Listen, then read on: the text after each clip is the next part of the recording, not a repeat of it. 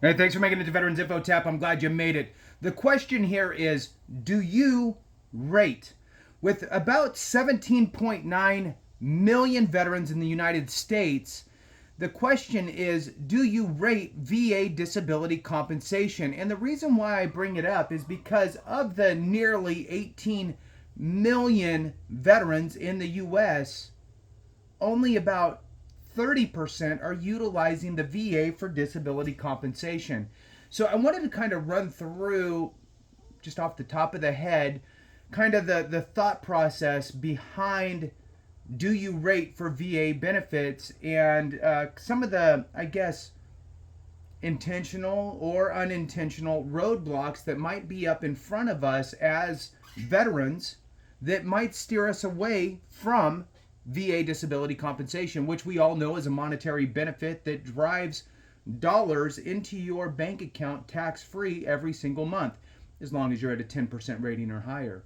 So, with that, let's jump into it. Hit the thumbs up, subscribe, share with a friend, all that good stuff. I really appreciate it. This is one of those videos here that most of you that are watching this, you already get it.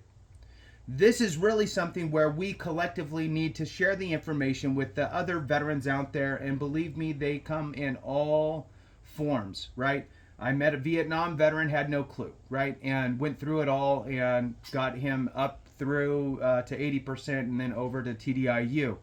So they're everywhere, right? I was at the VA and getting an X-ray done, and I asked the X-ray tech. I said, "Did you ever serve?" Just thinking that there's a possibility. Yeah, I served in the Navy. Oh yeah, you all squared away with your VA benefits, your VA compensation.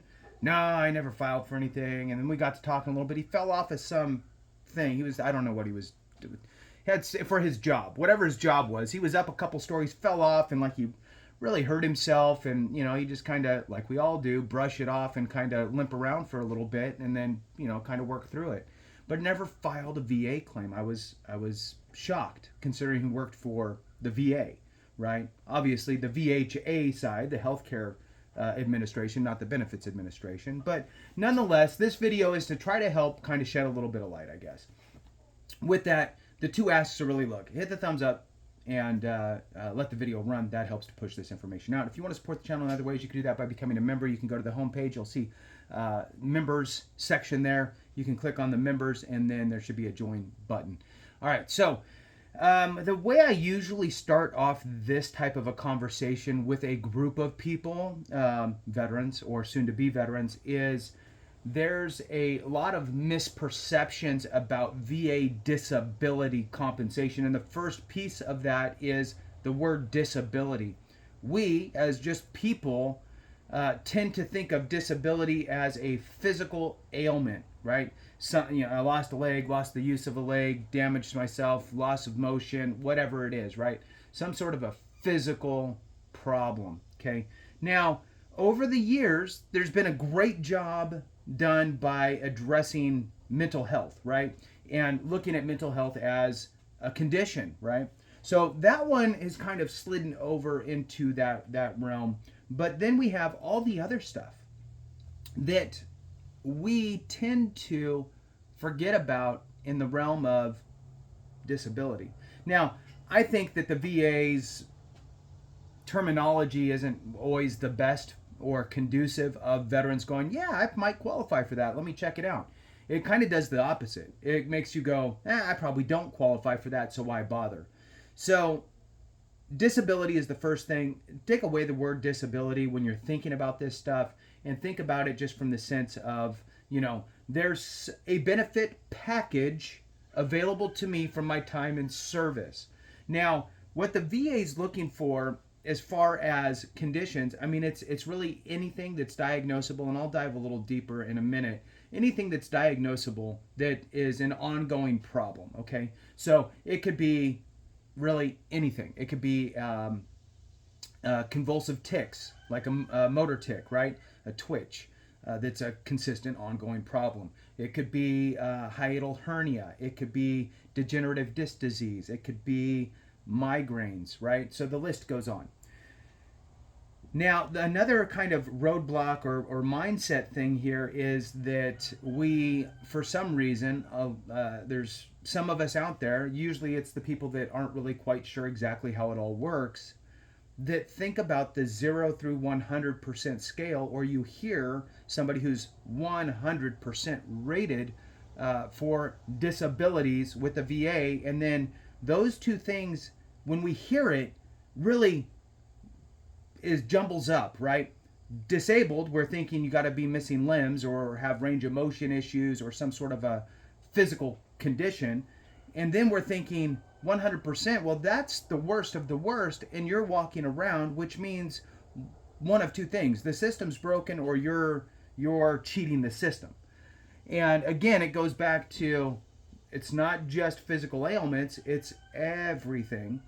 And secondly is 100% is 100% on that rating schedule. There's another rating schedule called special monthly compensation, which is a much higher rating schedule as far as monthly payments are concerned to you. So where the 0 through 100% could pay out, around $4,000 a month, a little bit more if you have children and so forth, where special monthly compensation can get up into the five figures. So there's two separate rating schedules, and really there's kind of a hybrid version in the middle where you can be 100% and you can get some special monthly compensation add-ons, we'll call it, and then you have fully over into the special monthly compensation world. Okay, so the next kind of thing is we tend to, so that's one kind of a drawback, right, of thinking, well, disabilities, 100% people, I just kind of want to stay away from that. I don't really need it is another thing you'll hear. I'm okay, I have a job, or I have all my fingers and toes. Here's the reality: the VA, and in my mind, because they're the government, right, it's big federal government, the VA, and we'll call it the DOD, and everybody that makes the laws for all of that stuff, Congress and the president who signs everything off, all got together and said, hey, when they join the military, it's going to suck. And they're going to be paid really crappy. And that's that. So let's give them a great benefits package on the backside through the VA. Okay. What the VA is saying is, look, if you make it through your time in service with an honorable, or at least not a dishonorable discharge, and not any sort of a dishonorable discharge, then you will be able to move into potential benefits with the VA, the Veterans Administration. The VA is going to, the biggest benefit, right, is going to be your VA compensation. There's a whole other realm of benefits, but this is specific to disability compensation. So the VA is going to say, hey, any condition that you have that manifested within you during your time in service or is a result of your time in service, we got you. And we're going to take care of you.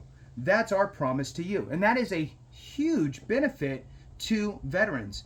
And it's sad because it's not really stated anywhere to you that, look, you're signing up, great job, thanks for joining the military, we're glad you made it, and oh, by the way, here's part of your benefits package, and make sure that you keep an eye on none of that's ever talked about. It's not even really talked about when you get out. I mean, it's so high level overview, PowerPoint presentation style that folks just kind of gloss over as they're going through it.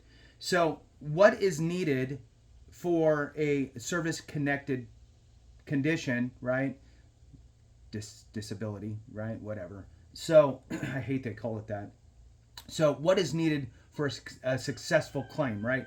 You have to have your time in service. That gives you your window of opportunity.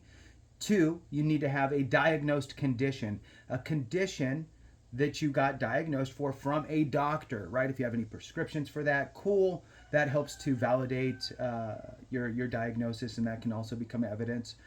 Your condition that you're diagnosed for must be chronic in nature or have some sort of residual effects, right? I hurt my elbow. I can't straighten out my arm anymore. I have a range of motion issue. That is a residual effect of my elbow issue, right?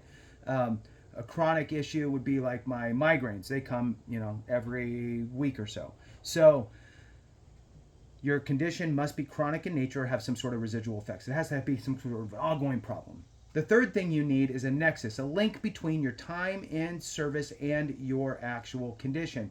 What the VA is not looking for here is, hey, veteran, show me that the military caused this problem. That's not what they're saying, and we all get wrapped around the axle on, I need to prove that this condition was caused by the military. No. What you need to do is you need to prove that your condition manifested during your time in service, which that opens up a whole big window, or that it is caused by your time in service in some way, right? And that could be the military caused it, right? So, but the manifesting during service is a big deal, and sadly, none of us are aware of this while we're in, which makes it very difficult. In order to get your service connected condition, the easiest way, right? The easiest service connection, barring presumptive conditions, which remove the need for the nexus, right? You do not need to prove that your condition manifested during your time in service or as a result of your time in service. The VA has conceded with a presumptive condition that if you served in a specific area during a specific time frame, that you are most likely going to have that type of a condition, and they just give it to you. So barring presumptive conditions, the easiest way to get service connected is get diagnosed while you're in service, right? If you're diagnosed for migraines 3 months before you get out of the military, the diagnosis date itself is a nexus. It's the link. It's showing the VA that it manifested during your time in service. For those that wait until you get out and then 3 years, 5 years, 20 years goes by and you go get diagnosed finally, now you have to build a bridge back. And this is where you're going to hear things like the nexus letter and buddy statements and stuff like that. The bottom line is look, there's 30% of us that are receiving some sort of disability compensation from the VA. There's 70% that are not. What's the number you would guess of that 70% that would be eligible for something, even a 10% rating? With that, thanks for watching. I appreciate you. Have a great one. And remember, if we don't take care of each other, something went wrong.